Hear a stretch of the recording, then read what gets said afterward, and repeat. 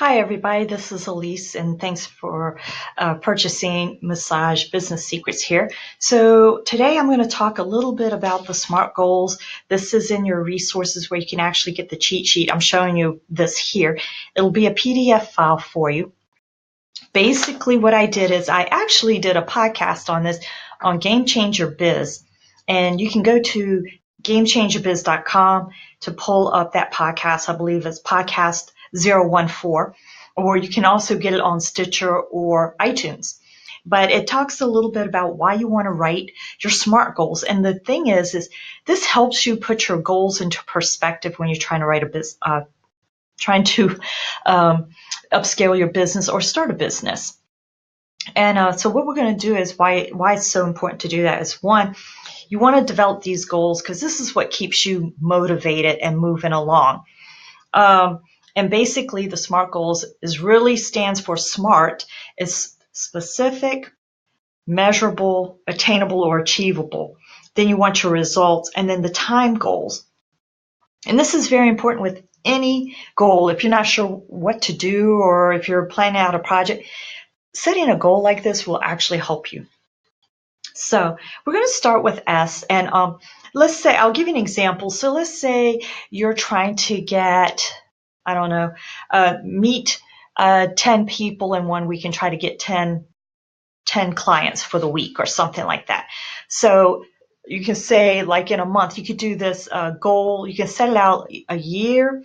I suggest starting out like with a long-term goal and then work backwards, because that way you're finessing it, so to speak. So if you said, I wanted to have 100 new clients at the end of the year, then you might want to say it's 6 months, I'll probably have 50, and then in a quarter, it's 25. And then you break it down that way. It could be anything else for that matter, as like monetary goals.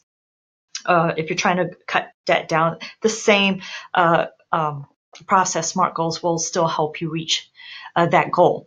So let's say we'll do a short-term goal, and let's say I want to have clients in 30 days. And I'm going to give you an example here, so I keep track of my notes here. So my goal is to have 30 clients in 30 days. That's your goal. Now, to be specific, you'll have to answer the questions of who, what, when, and where. How? And then, so how are you going to reach this goal? So what are you going to do? It could be, so listing on those 3 items, it could be referrals from friends and family to Facebook ads, for example, or Groupon or something like that. 3, go to a networking event. Those could be how you're going to reach those goals and meet these people. And so that's what you want to track. Then I'll try to scroll this up.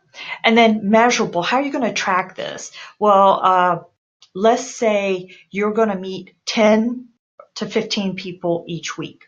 And you'll know when you reach your goal when, and that could be when you hit 15 for the week, for example.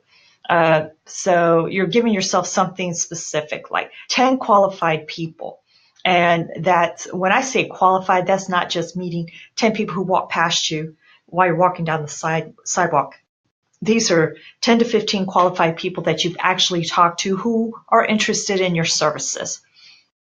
So then you want to make sure, for A, that this goal is attainable. Like, so what resources do you need in order to be successful?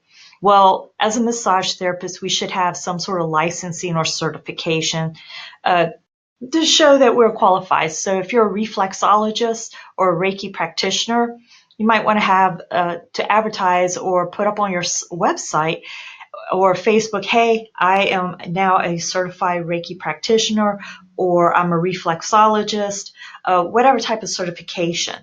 The other thing is maybe you decide you want to get a mentor to help you walk down that path instead of taking this journey on your own. So a mentor will help you from making basic mistakes. They basically keep you the learning growth or learning curve much shorter by showing you the right paths to take. And if they're in the same area that you live in, that's even better because they kind of know the market area. So that's very important. So keep your goals attainable. If you said, I want to get 1,000 clients in 1 month, that's not really attainable. Or just like you say, oh, first month out of the gates, I want to make $20,000. That would be awesome. A lot of people would jump on that. But again, is that something attainable with what you do? And then R is for results. What is your ultimate goal? And that could be your goal at the end of the year is, hey, I am looking to, according to my research and everything, I should be able to make, I don't know, let's say $80,000 for the year. And that would require me to have X number of clients. So that's how you figure out what your results are, your ultimate goal is. And then set the time frame. Well, when we start this exercise, I said in 30 days. So you have 30 days and you'll just write down your date. Let's say June 1st, for example. And when do you plan to reach the goal? If you said by May 31st, I am going to have 30 clients, then that will give you a finishing point. Because whenever we set a date saying I am going to have XYZ done, that puts it in our head and we're speaking it, giving ourselves a time frame to get this done. Like we say, if you drive to work, I need 15 minutes to get to work. I will be at work at 8:45 because you start at 9. Those are goals. It's not exactly how you plan it, but this is what we do. So for T, for time frame, set your date, and then your halfway point would be, say, the 15th of the month. And then any other benchmarks, like if you know you already have 5 by mid-month or 5 by the first week, awesome. And then it's okay to exceed the goal. So just because you say, I want 10 or I want 30 clients, it's okay to exceed the goal. What if you miss the goal?